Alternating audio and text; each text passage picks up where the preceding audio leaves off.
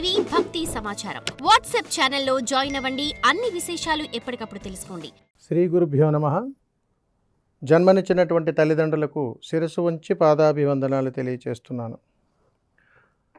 ప్రస్తుత సమాజంలో ప్రతి కుటుంబంలోనూ కూడా అనేక రకాలైనటువంటి సమస్యలతో సతమతమైపోతున్నటువంటి తరుణంలో ఏ సమస్యకు పరిష్కారం దొరకక చక్కటి అద్భుతమైనటువంటి జీవితాన్ని చిన్నాభిన్నం చేసుకుంటూ అద్భుతమైనటువంటి ఆనందకరమైనటువంటి జీవితాన్ని పాడు చేసుకుంటూ ఉంటాము.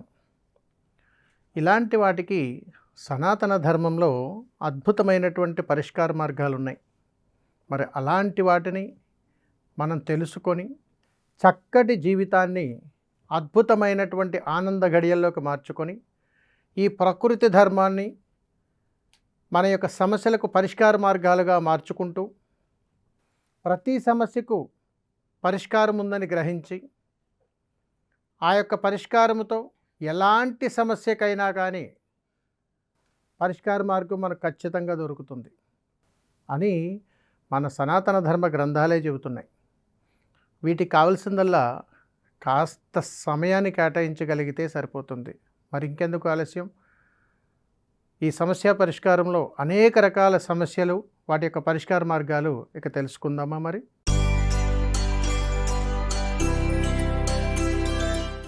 వృత్తిపరంగా ఎదురయ్యేటువంటి సమస్యలు మనకు చాలా ఉంటాయి.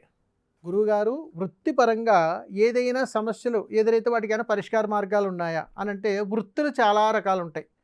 ఉదాహరణకు ఒక కెమెరామాన్ అతని వృత్తి అది. ఉదాహరణకు ఒక డాక్టర్ గారు, ఆయన వృత్తి అది. ఉదాహరణకు లాయర్ గారు. ఇలాగా అనేక వృత్తుల్లో ఉన్నటువంటి వాళ్ళకు సమస్యలు వస్తే, అంటే వృత్తి ధర్మాన్ని వారు పాటించకపోతే ఖచ్చితంగా వృత్తిలో ఖచ్చితంగా ఆటంకాలు వస్తాయి. మీరు గమనించండి. అయ్యా, నేను ఒక హాస్పిటల్ పెట్టుకున్నాను, ఒక 20 సంవత్సరాల నుంచి ఉన్నాను, ఏ ఎదుగుదల లేదు.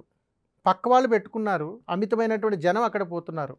ఇక్కడ దృష్టి అంతా అక్కడున్నది కాబట్టి అతని మీద, అతని వృత్తి మీద అతనికి దృష్టి లేదు. అలాగే ఒక లాయర్ కావచ్చు, ఇంకొకరు కావచ్చు, ఏ రంగంలో ఉన్నటువంటి వృత్తి వాళ్ళైనా సరే ఆ వృత్తి పట్ల సమస్యలు ఎక్కడొస్తాయనంటే, పరుల యొక్క వృత్తిలో మన యొక్క దృష్టిని అక్కడ సారించడం ద్వారా మనం చేసేటువంటి వృత్తిలో అష్ట కష్టాలు మనతోటే తిరుగుతూ ఉంటాయి. బట్టలు కుట్టు వాళ్ళు ఉన్నారు, బట్టలు కుట్టున అది డెవలప్ అవ్వట్లేదంటే పక్క బట్టలు కుట్టుకోవడానికే మనం చూస్తుంటాం, మన దాని గురించి మనం చూసుకోలేం. అందుకని ఎవరు ఏ వృత్తి అయితే చేస్తున్నారో ఆ వృత్తిని ప్రేమించాలి సుమా. ఎవరు ఏ వృత్తులు అయితే ఉన్నారో ఆ వృత్తిని గౌరవించి తీరాలి సుమా. ఎవరు ఏ వృత్తులు అయితే ఉన్నారో ఆ వృత్తిని అమితంగా ఎవరైతే ప్రేమించగలిగి గౌరవించగలుగుతారో ఆ వృత్తే వారికి మార్గదర్శకంగా మారుతుంది. అలాంటి వాళ్ళకి ఏ కష్టాలు ఉండవే.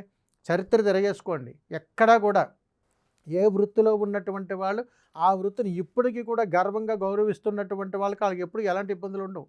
అందుకని ఎన్ని చేసినా కానీ వృత్తి ద్రోహం ఎప్పుడు చేయకూడదు. అందుకని మనం చెప్తుంటాం, మనం చేసే వృత్తి గౌరవం పట్ల, ధర్మం పట్ల, యోగం పట్ల 10 మంది ఆదర్శంగా ఉండేటట్లుగానే మనం ప్రయాణం చేయాలి తప్ప మన వృత్తిని అడ్డు పెట్టుకుని అధర్మ ప్రయాణాలు కానీ చేస్తే సర్వనాశనం అయిపోతాం. అందుకని ఎప్పుడు కూడా వృత్తి ద్రోహం ఎప్పుడూ చేయకూడదు. కాబట్టి వృత్తిని ఎప్పుడు కూడా గౌరవించండి.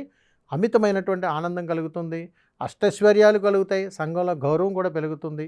సర్వే జనా సుఖినో భవంతు. శుభం. నమస్కారం. For more videos like this, subscribe Big TV channel.